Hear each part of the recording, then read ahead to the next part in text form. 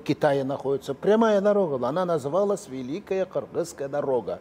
Вот по этой дороге переселялись кыргызы. Я раньше думал через Казахстан. Казахстана же не существовало. Это с 1936 года Казахстан. Там другие были границы. Вот. А вот западная часть, когда уже 17 века, когда русские появились в Сибири, в Томске, по западной части Джунгарии шли из Кульджи, она называлась Великая Калмыцкая дорога. Вот, по Алтаю, вот. Это исторически так складывалось. Интересно, Великая Кыргызская дорога, звучит Да, очень интересно. именно Великая Кыргызская дорога.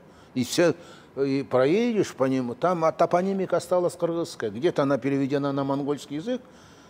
Вот Потанин в 1879 году первое путешествие свое совершил от Бийска до Иркутска, ну, через нынешнюю северо-западную Монголию. У него и книга 4-томника. Обязательно рекомендую это прочитать. Это целая энциклопедия. 2 тома этнографические, исторические, а 2 тома чисто там геологические, географические.